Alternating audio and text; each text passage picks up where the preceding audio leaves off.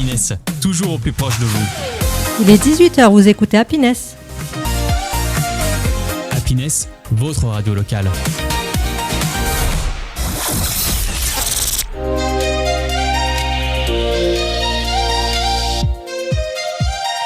Toute l'actu dans le Compiègnois, c'est avec Sandrine et Aurélie, tous les lundis de 18h à 19h dans Quoi de Neuf Compiègne sur Happiness.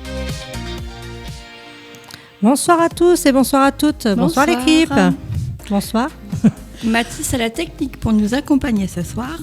Et Aurélie qui nous fait toujours découvrir un peu plus notre belle terre natale avec sa chronique des lieux insolites. Quoi de neuf aujourd'hui dans le Compiègnois? Au sommaire de cette nouvelle émission de Quoi de Neuf Compiègne. Pardon, Sandrine, ton happy chronique, celle qui donne le smile.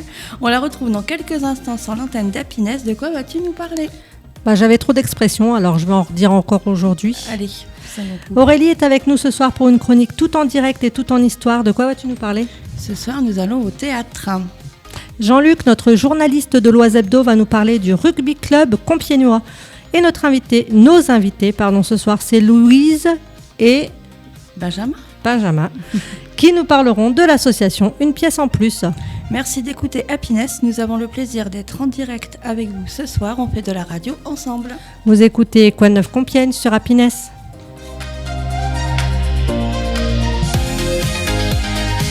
La chronique de Sandrine.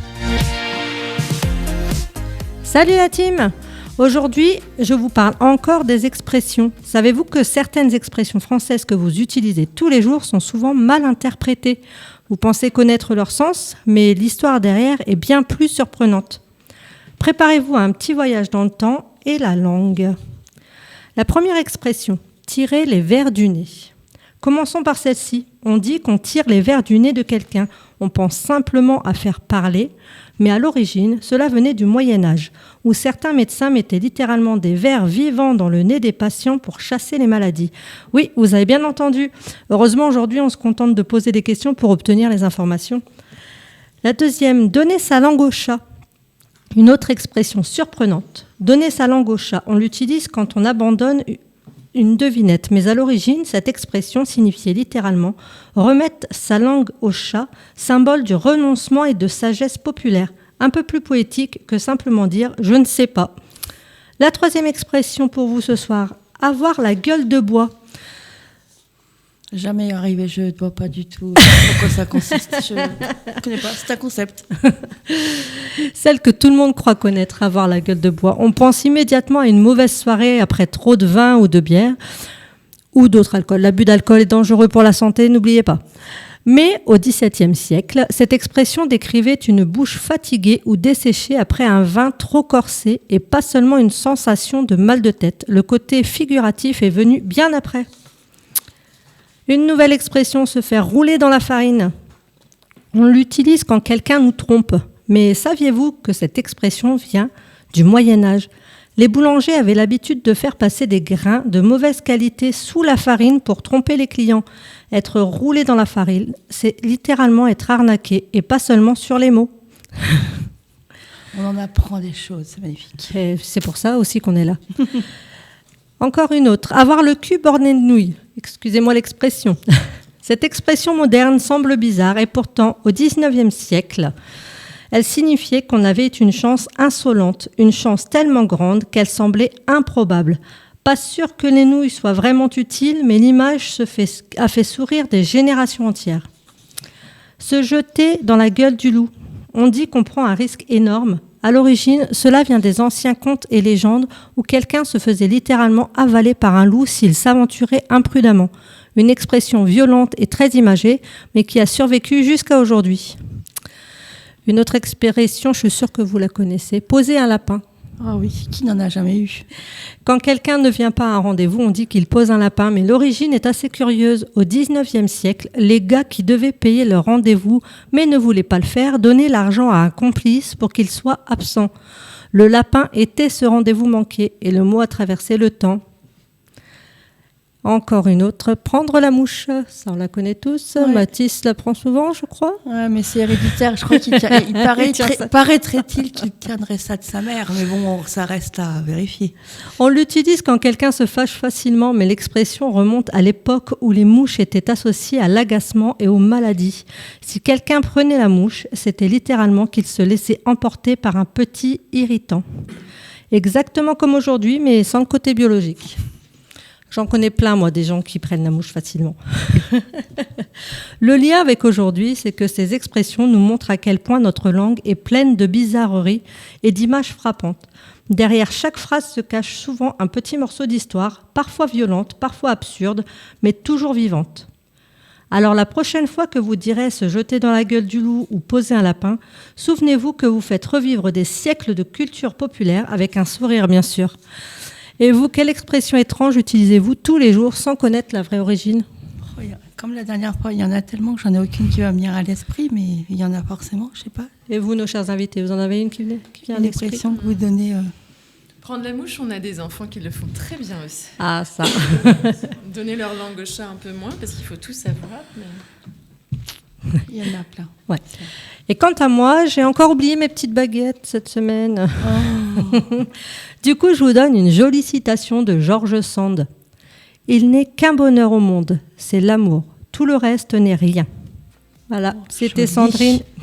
Merci de m'avoir écouté. N'oubliez pas de garder le smile.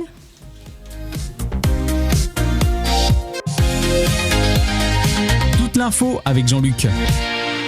Ce n'est pas tous les jours que l'on peut fêter ses 120 ans. C'est pourtant ce que vient de faire le Rugby Club compiègnois, l'un des premiers et toujours presque unique club de ballon ovale du nord de la France.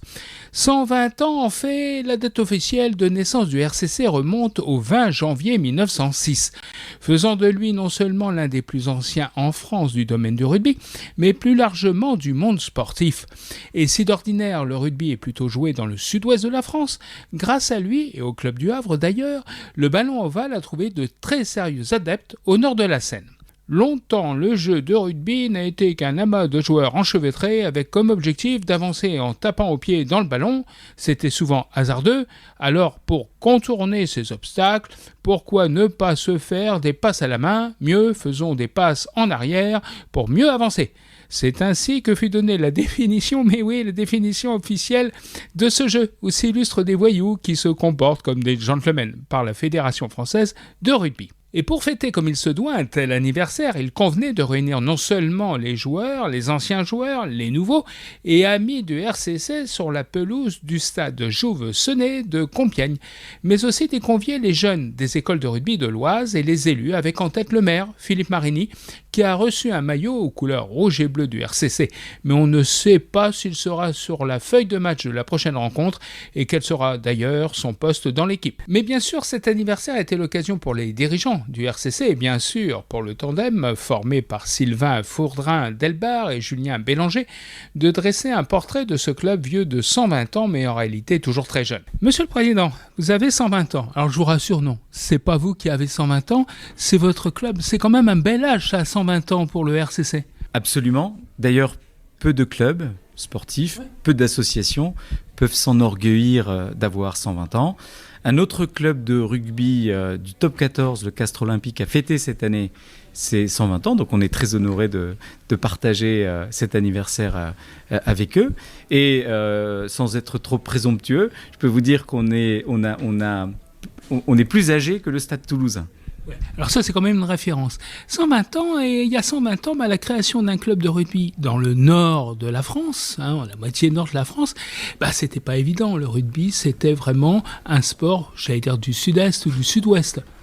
Pas particulièrement du sud-ouest, mais à l'initiative de passionnés, ce club a été créé et il existe encore aujourd'hui, 120 ans après. C'est une sacrée histoire. C'était qui ces passionnés ? Jouve ? Non, Monsieur Senet est arrivé plus tard. Alors, donc, il y a 120 ans, en janvier 1906, c'est à ce moment-là que le rugby club compiègnois voit le jour.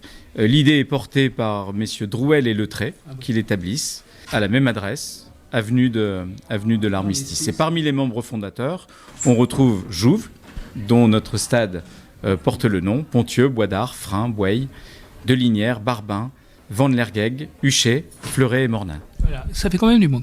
Alors, sur le plan sportif, le RCC, il a fait aussi son chemin. Il n'a pas fait 120 ans en stationnement, si je puis dire. Il a vraiment progressé jusqu'à aujourd'hui à être à quel niveau ? Alors, le RCC, c'est un club qui a historiquement évolué dans des divisions nationales assez élevées, Fédéral 2, Fédéral 3, Fédéral 1, et qui, depuis cette année, évolue en Régional 1. Donc c'est une descente au niveau régional qui est un peu historique pour nous et c'est sur ces bases-là que l'on essaie de reconstruire le futur sportif de notre club avec un objectif de remonter en division fédérale. Oui, parce que ça ne fait que passer, entre guillemets, c'est-à-dire que vous allez tout faire pour pouvoir remonter en division supérieure.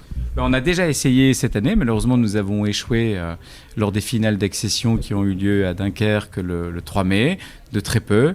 Et ce, malgré une très belle saison, au cours de laquelle on finit premier de notre poule. On perd un seul match contre Dunkerque. Celui qu'il ne fallait pas perdre. Absolument. Voilà. Il y a aussi un grand éventail de joueurs. Ça va des plus petits aux plus grands. Ça passe aussi par les féminines. Oui, le club de rugby de Compiègne accueille énormément de formations. On a nos babies, on a nos moins de 6 ans, nos moins de 8 ans, nos moins de 10 ans, nos moins de 12 ans, nos moins de 14 ans. Donc ça, c'est l'école de rugby. Et ensuite, on passe sur le pôle jeune, avec des moins de 16 ans, qui évoluent d'ailleurs en division nationale depuis cette année, qui se sont maintenus, qui ont fait une très belle saison.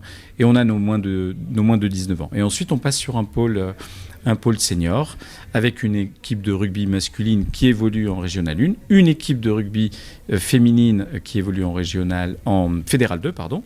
Et je ne voudrais pas oublier nos cadettes, qui sont également présentes. Et en plus de ça, le club de rugby de Compiègne est engagé dans le rugby loisir, avec donc ce qu'on appelle le rugby loisir avec et sans plaquage, donc sans plaquage à 5 et avec plaquage. Ce sont nos folklowns, ceux qui nous honoreront d'un match ce soir pour nos 120 ans. Qu'on reconnaît à leur nœud papillon jaune. Oui, leur nœud papillon un peu multicolore d'ailleurs, un peu comme les clowns. Il n'y a pas de secret pour obtenir des résultats et pour défendre ses couleurs, un club sportif et ses joueurs doivent multiplier les séances d'entraînement. Le RCC n'échappe pas à cette règle, comme le confirme Sylvain, l'un des 2 dirigeants du club compiègnois. Voilà. Alors, pour qu'un club marche, il faut bien sûr des sportifs, des athlètes de qualité, il faut un entraînement aussi. Et là, l'entraîneur joue un rôle prépondérant. Les éducateurs ont un très grand rôle au sein du rugby club compiègnois. Parce que le rugby club compiègnois, c'est bien plus qu'un club de sport, c'est une école de la vie, c'est une école de rugby, et donc ils ont la responsabilité de transmettre plus que du sport, et des valeurs qu'on doit inculquer à nos enfants, les mêmes que portent les joueurs seniors qui évoluent au sein de notre club. Voilà. Et puis, autre ingrédient, il faut des spectateurs, il faut des supporters. Comment ça se passe de ce côté-là ? Ça se passe plutôt bien. D'ailleurs, depuis le début de l'année, on a fait un travail assez extraordinaire sur la communication digitale. Et on essaie de communiquer le plus possible sur les événements qui ont lieu au rugby club compiègnois. On annonce les matchs, on annonce les compositions, on annonce les événements, on communique sur nos résultats, sur nos réussites. On a des contenus qui sont photographiques, on a des contenus qui sont vidéo. Donc on essaie vraiment de multiplier tous ces canaux de communication pour attirer le plus de monde possible au RCC, parce que nos joueurs en ont besoin pour donner le meilleur d'eux-mêmes et le club en a besoin pour vivre. Oui, parce que un club, c'est aussi et presque avant tout des bénévoles. Absolument. Et aujourd'hui, on a voulu les mettre on a voulu les honorer, parce que sans le travail des bénévoles, le club n'existerait pas. Aujourd'hui, le club repose sur une 50aine de bénévoles. Ils se sont rendus disponibles aujourd'hui pour accueillir les équipes des écoles de rugby, pour cuire des jambons rôtis, pour s'occuper du service, de la buvette, de la boutique, de la caisse. Et je les remercie du fond du cœur, parce que sans leur engagement inconditionnel, ce club aurait beaucoup plus de difficultés. Alors aujourd'hui, la saison s'achève ou est en train de s'achever. Le retour à fond, c'est quand ? Écoutez, aujourd'hui, la saison n'est pas complètement terminée. Déjà, notre école de rugby est engagée sur plusieurs tournois qui vont les emmener jusqu'à fin juin. Nos U12 auront même le privilège d'aller jouer le tournoi du Stade français Paris, qui est notre partenaire, le 20 juin prochain. Donc, on fait partie des 15 équipes qui sont invitées à ce tournoi. Et les autres enfants de l'école de rugby ont déjà plusieurs tournois au calendrier au mois de juin. Et ensuite, si notre équipe senior de Régional 1 est maintenant éliminée de toute compétition à 15, notre équipe de réserve Régional 1 se déplace demain à Saint-Quentin pour disputer un 16e de finale de championnat de France contre le club de Béthune, le même qui nous a battus en finale à Dunkerque. Donc on y va pour prendre notre revanche et puis pour bien figurer dans ce championnat de France et aller le plus loin possible. Voilà, ça c'est quand même l'espoir. Et puis là, vous avez recruté un nouveau joueur très curieux quand même, il faut bien le reconnaître, puisqu'il s'agit du maire de Compiègne, Philippe Marigny, à qui vous avez remis un maillot un peu spécial. Absolument, et on est très heureux de le compter parmi nos joueurs pour la saison prochaine. Mais je ne sais pas à quelle place. J'en discuterai avec lui, il n'est pas décidé. Je ne le vois pas comme pilier, très honnêtement, mais enfin bon, voilà. Donc le RCC 120 ans, on est prêt pour 120 autres années ? Absolument. Ce qui est important, c'est forcément d'honorer la mémoire de ceux qui ont créé ce club et qui l'ont fait vivre. Mais c'est aussi un club qui vit au présent. C'est un club qui est dynamique et qui est engagé. Et aujourd'hui, on a un projet pour le futur. Et mon souhait, c'est de permettre au RCC de vivre encore au moins 120 ans. Un club de sport animé par la performance de toutes ces équipes engagées en rugby, que ce soit compétition ou loisirs. Et pour ça, on aura besoin de la force de tous nos bénévoles, de tous nos dirigeants, de tous nos joueurs et de toutes nos joueuses. Voilà. On prend rendez-vous pour dans 120 ans. Absolument. À bientôt. Voilà, nous prenons donc rendez-vous pour dans 120 ans, mais avant cela, je vous invite à suivre la prochaine saison du RCC et notamment de vous rendre au stade Jouvesenez qui bénéficie du cadre forestier où il est installé depuis sa naissance et d'y encourager les joueurs campistes.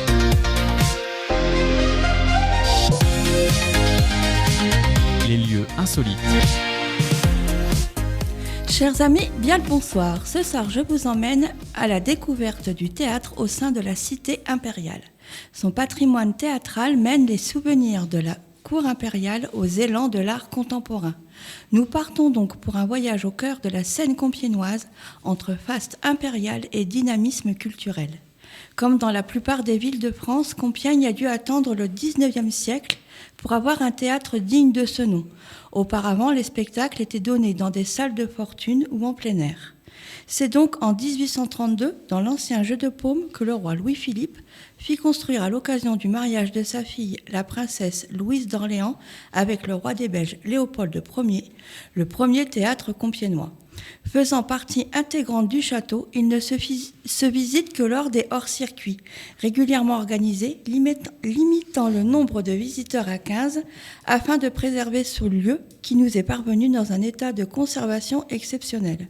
Il est important de noter que ce théâtre méconnu du grand public n'est pas en lien avec le théâtre impérial que nous connaissons tous, qui lui a été construit sous Napoléon III à l'extérieur du château. Le théâtre impérial, donc, voulu par l'empereur pour accueillir principalement les séries de Compiègne.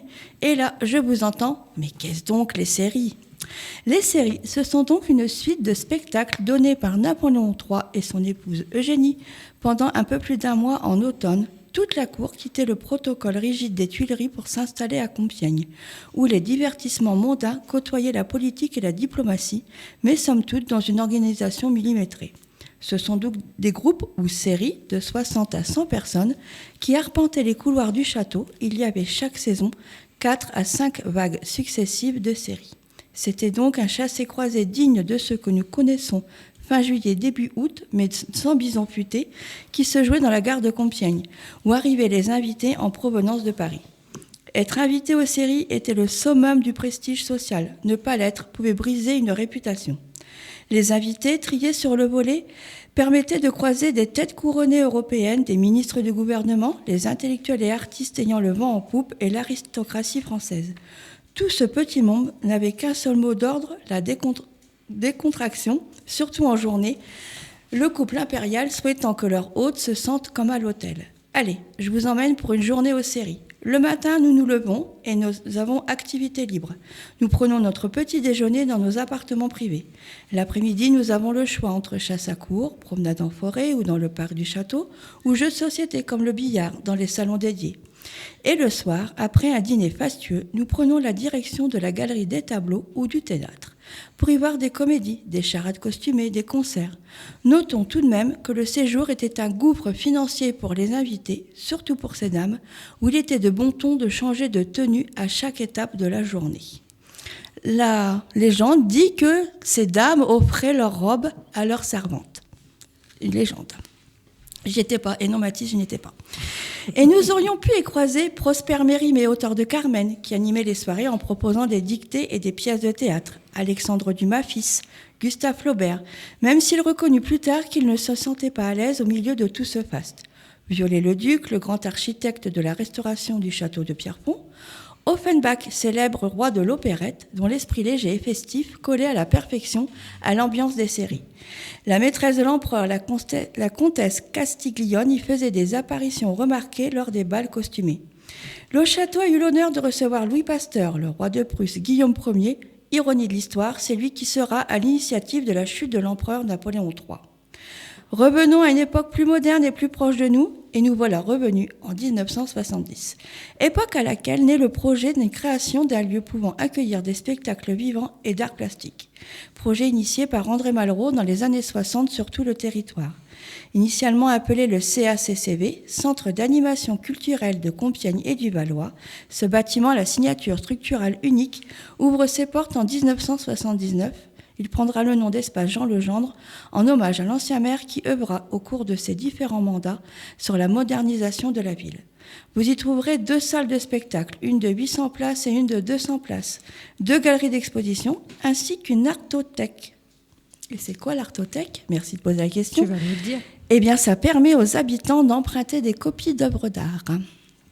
Ce bâtiment, qui fait partie du Compiègnois depuis plus de 4 décennies, a eu l'honneur de recevoir, entre autres, Juliette Gréco, Georges Moustaki, Claude Nougaro, et là, je vous parle d'un temps que les moins de 20 ans ne peuvent pas connaître.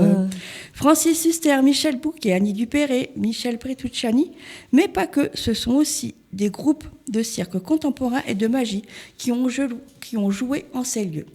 Vous êtes plutôt salle obscure, alors je vous donne rendez-vous dans une prochaine chronique et on partira faire un tour de cinéma dans Compiègne.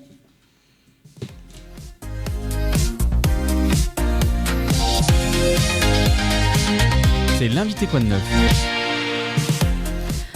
Bonsoir, bonsoir. Bienvenue sur Happiness. Bonsoir Louise. Bonsoir. Bonsoir Benjamin. Bonsoir. Vous êtes donc les présidents de l'association Alors, je suis présidente, Benjamin Trésorier. et on est les membres fondateurs de La Pièce en Plus à Trolley-Bruy. La pièce en plus. Pour commencer, vous pouvez nous parler un petit peu de la pièce en plus ? Alors, c'est un projet tout à fait personnel parce que c'est chez nous. En fait, via des chantiers solidaires, on a transformé un ancien fournil qui était dans la maison, qu'on a acheté à Trolley-Bruy en 2017. C'est ça. Et ça nous a permis de rencontrer plein de monde sur le territoire, dans la commune, des personnes qu'on ne connaissait pas du tout, qui sont venues casser des murs, déraciner des arbres, vraiment créer de A à Z le lieu. Et donc la pièce en plus, le sous-titre c'est « Association culturelle et responsable ». Et l'idée c'est de mettre en avant la culture en milieu rural via des activités de loisirs ou de bien-être, hebdomadaires, mensuelles, ponctuelles. Et on a une programmation dans l'association avec des spectacles et des concerts sur l'année, en général de novembre à mars, puisqu'on a 2 festivals. Un festival de parole jeunesse théâtrale qui s'appelle Côté Court et un festival avec plein d'offres culturelles qui est entièrement gratuit qui s'appelle La Fête en Plus et qui a lieu là cette année le 20 juin. Qu'est-ce qui vous a inspiré pour créer et diriger ce projet directement ?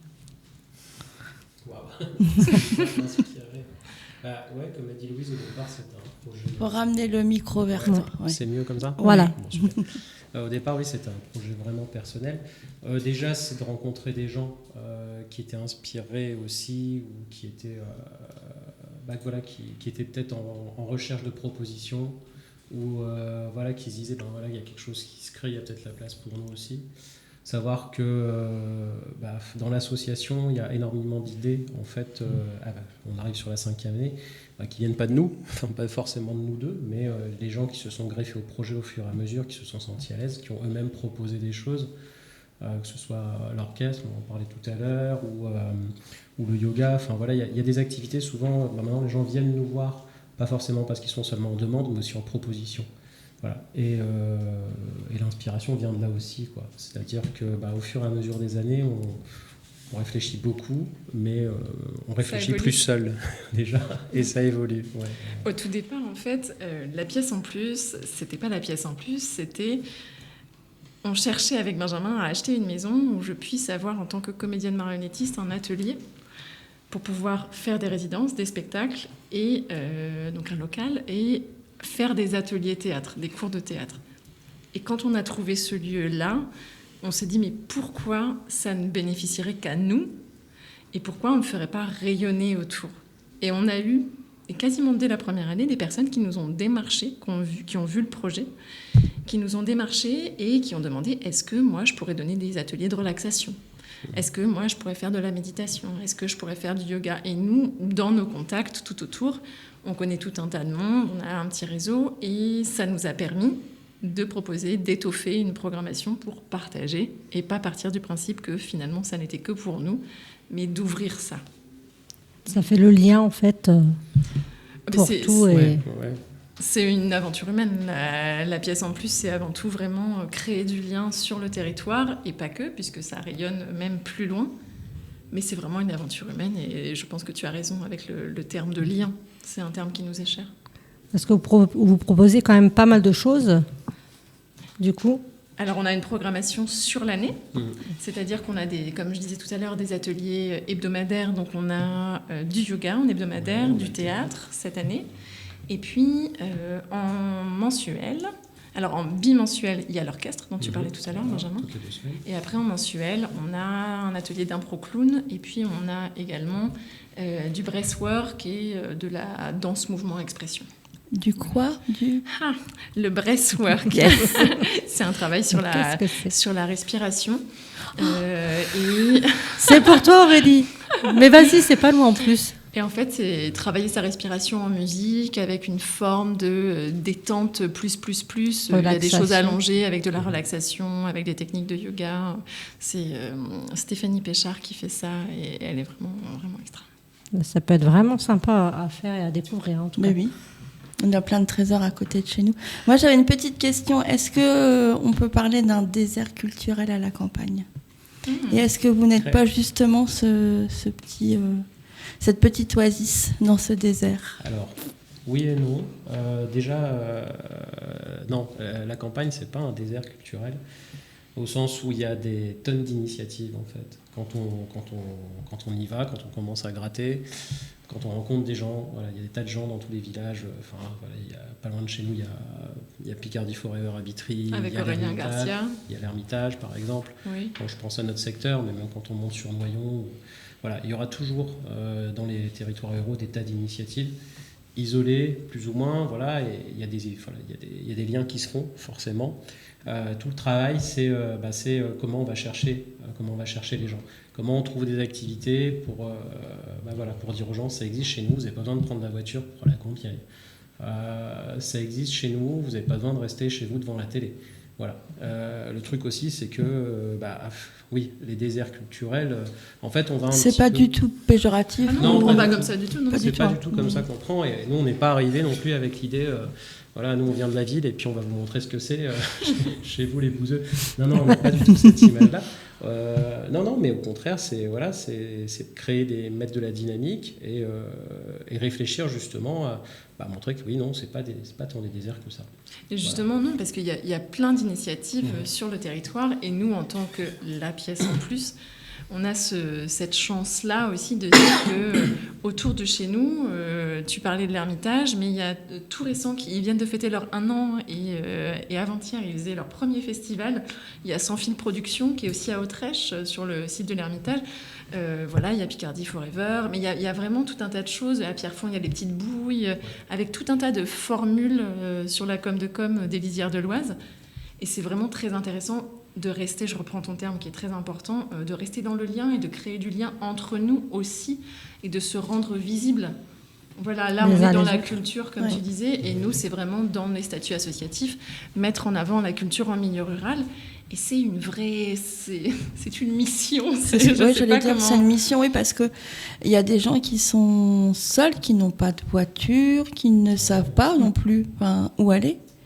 Et ça peut être aussi une petite bouffée d'air frais dans leur quotidien. Voilà. Complètement, parce que là, il y a plein de personnes qui viennent à pied. Ne serait-ce que tu parles de pas de voiture, à pied, en vélo, c'est possible. Et c'est un lieu à taille tout à fait humaine, puisqu'on a une jauge d'une 50aine de personnes pour les concerts et les spectacles. Mais c'est aussi toute une éducation.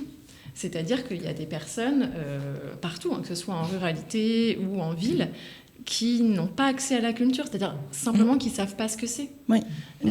Et donc nous, on est là pour arriver le plus subtilement possible à accompagner, à faire découvrir. Et donc dans notre programmation, ce qu'on a trouvé de plus juste, c'est de faire une programmation sur les concerts et spectacles au chapeau. Donc ça veut dire que si un mois, tu as 1 euro pour venir voir un spectacle, viens voir un spectacle à 1 euro. Mais s'il y a quelqu'un d'autre qui va venir et qui a une bourse un peu plus remplie, lui va mettre 20 € et on va s'équilibrer. Et nous, le but, c'est de faire rendre accessible, de faire connaître des artistes et puis de permettre à toutes les bourses de pouvoir voir du spectacle vivant. Voilà. Très belle initiative. Oui. Et on en manque justement de ça. Moi, je disais la dernière fois à mon fils, il est dans un collège. Ils font tout dans les écoles pour les associations sportives, pour le sport, etc. Mais c'est vrai que c'est dommage que l'art ne vienne pas en plus de la même manière que le sport, pour que les enfants puissent aussi accéder justement à des activités comme ça. Et je trouve ça super de pouvoir le faire par le biais d'associations, que ce soit rurales ou en ville.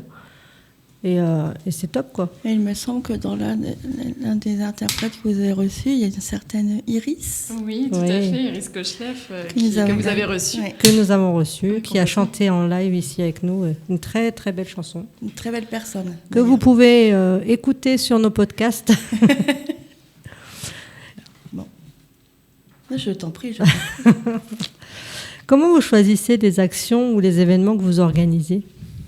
Ça part souvent de désir, d'envie de nous en tant que couple.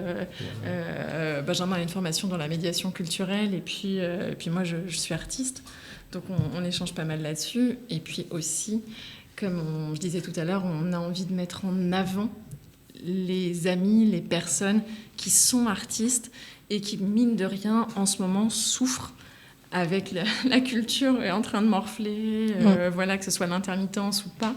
Et les subventions fondent comme neige au soleil, vraiment, voilà une expression. Et donc nous, ça nous tient à cœur vraiment de pouvoir programmer ces personnes-là et les payer au juste prix.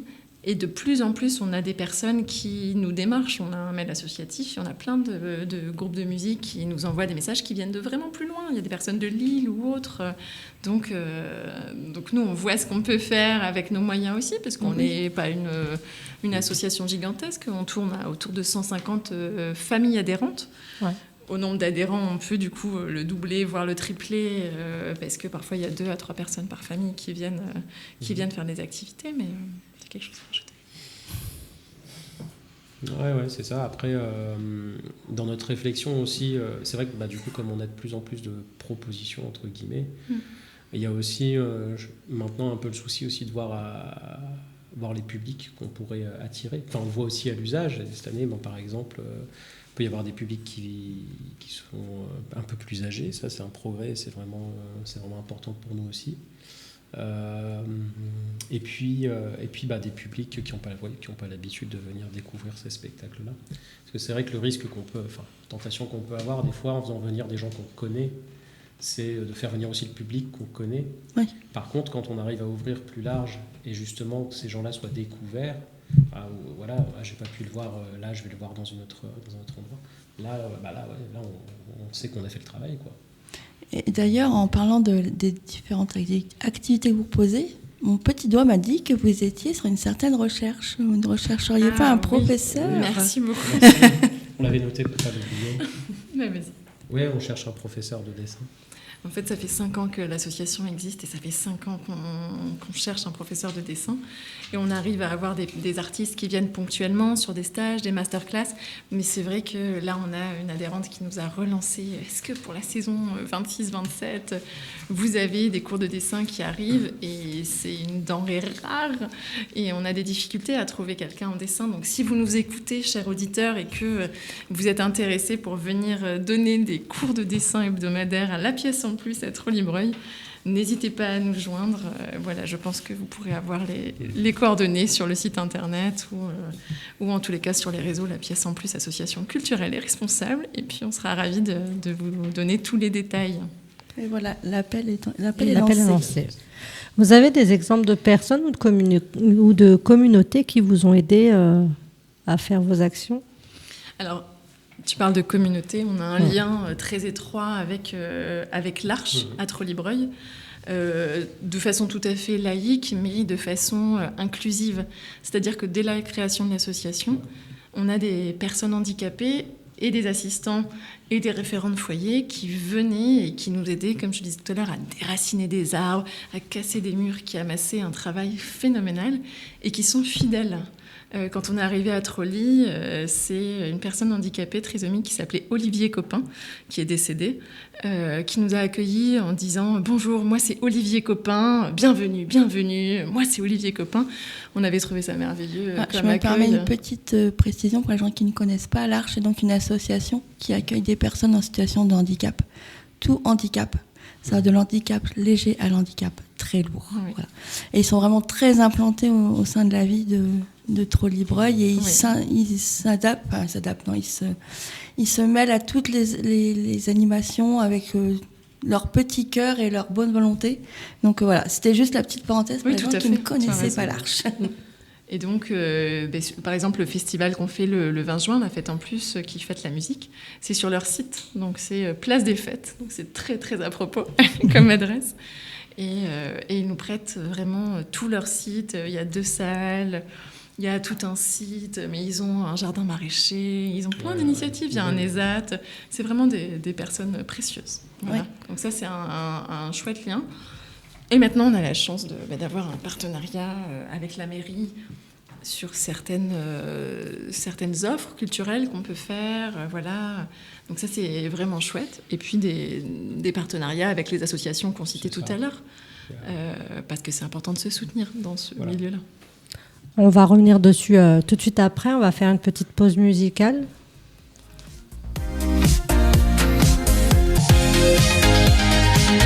C'est l'invité Quoi de Neuf. Nous sommes de retour sur Happiness avec Louise et Benjamin, nos invités pour cette semaine, les fondateurs de l'association La Pièce en Plus. Nous parlions justement de votre association et de la Fête en Plus que vous organisez le 20 juin. Vous pouvez nous en dire un peu plus du coup ? C'est la 4e édition de la Fête en Plus. Ça fait 5 ans d'existence et puis 4 fêtes en plus. Il fallait se roder la première année. Et donc, on a une journée de festival entièrement gratuite de 10h à minuit avec tout un tas d'offres culturelles, des ateliers découvertes, des artistes qui interviennent durant l'année à la Pièce en Plus. On a des spectacles, donc les comédiens en herbe de la Pièce en Plus et la troupe adulte présentent leur spectacle de fin d'année, entre guillemets, voilà, et c'est devant un public très bienveillant, donc c'est vraiment un bon rodage pour eux. Et puis, il y a d'autres initiatives, comme par exemple l'orchestre. Benjamin en fait partie, donc tu peux peut-être en parler un peu mieux. Oui, je m'en parle. Donc, on a l'orchestre, c'est la 2e année d'existence, en fait. C'est autour du professeur de guitare qui s'appelle Eric et qui a eu l'idée il y a 2 ans de faire venir des gens qui auraient une pratique.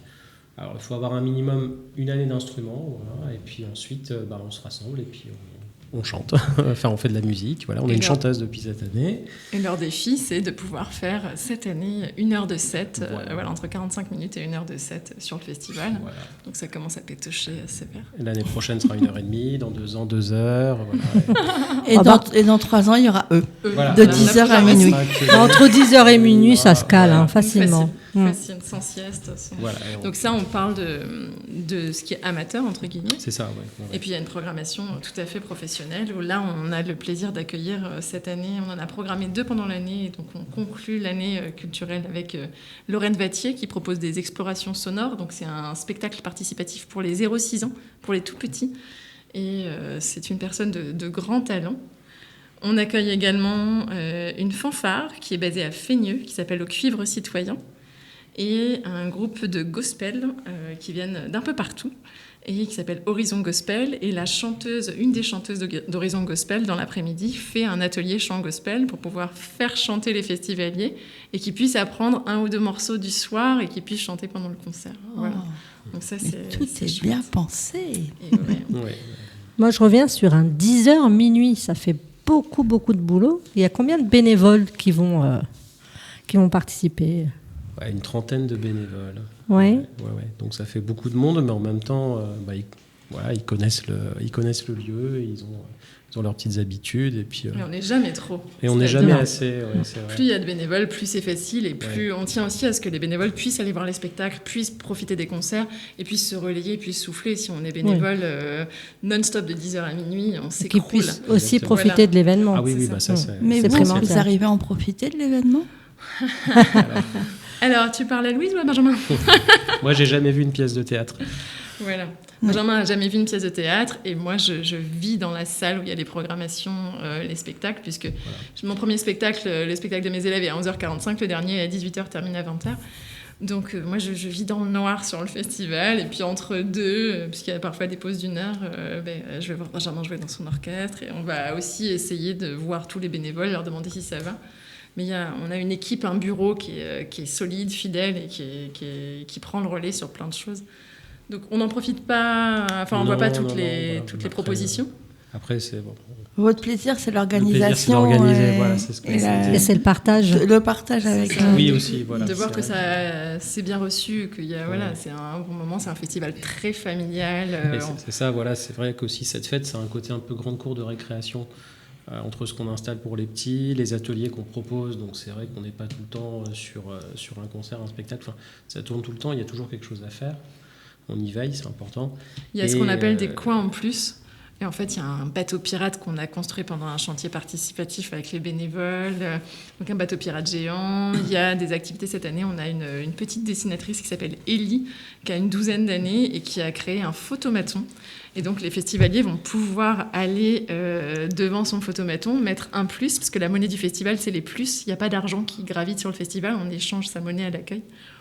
Et on va pouvoir se faire tirer le portrait pour un plus ou 2 par une dessinatrice en herbe. Oh, c'est donc sympa. voilà, il y a plein d'initiatives pour tous les âges. Il y a la balade buissonnière aussi, où du coup, on sort un petit peu, on va en forêt, puisqu'on est au bord de la forêt. Et donc, on met en valeur le territoire. Voilà, il y a ça aussi. Et il faut. Et côté repas ? Parce que les estomacs, 10h minuit, il faut manger. Voilà, au bout d'un moment. Il faut se restaurer, il faut se nourrir. En fait, c'est le seul spot qui nous ramène un peu d'argent. Et on tient à ce que tout soit fait maison. C'est-à-dire que c'est tous les bénévoles qui cuisinent. Moi, j'en suis à peu près à 250 cookies en cuisson la veille du festival. Et voilà, donc ça va d'une offre végane avec des offres carnées, et tout est fait maison. On a des partenariats avec des boulangeries du coin, avec des producteurs de légumes du coin, donc les serres de Courtieu. On a des personnes qui nous donnent des lots, qui nous donnent des denrées alimentaires. La ferme de Jolzy. La ferme de Jolzy. Vous avez les serres de Haute-Fontaine aussi, si vous voulez. C'est en fait Courtieu, Haute-Fontaine, c'est la même famille, oui. et qui sont adorables. Voilà, donc c'est vraiment des choses précieuses et on tient, comme je me répète, à ce que tout soit fait maison et on n'a pas envie de mourir de chaud avec un barbecue et des frites.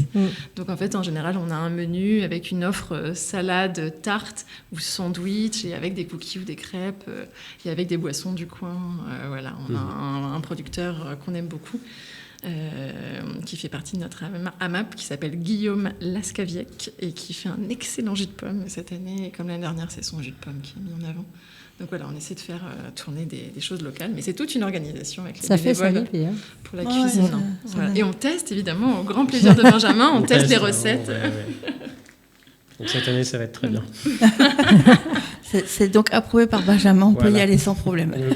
Vous avez une anecdote à partager, rigolote ou marquante Eh bien, ce festival, c'est vraiment, et cette association, c'est une histoire de famille. C'est-à-dire que dans la famille, là, ce soir, on a Benjamin et Louise, mais il y a aussi Félix et Jules, qui sont nos jumeaux, qui ont 7 ans.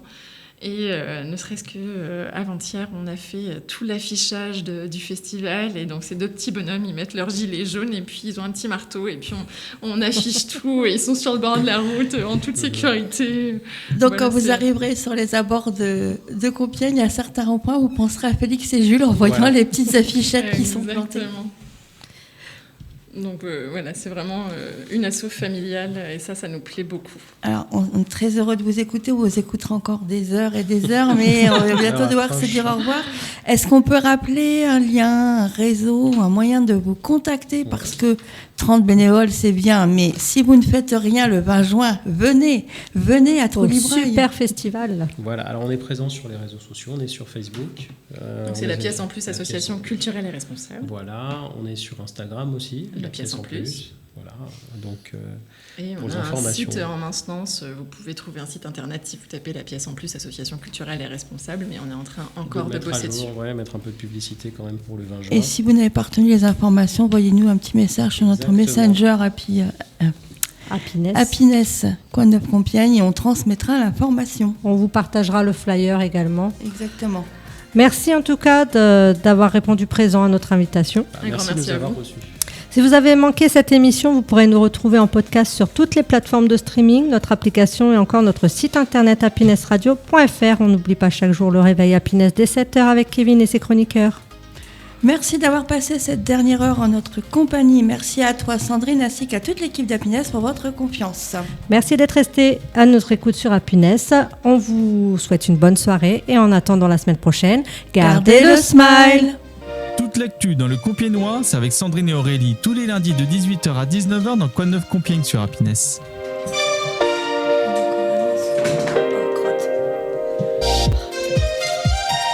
Toute l'actu dans le Compiègnois.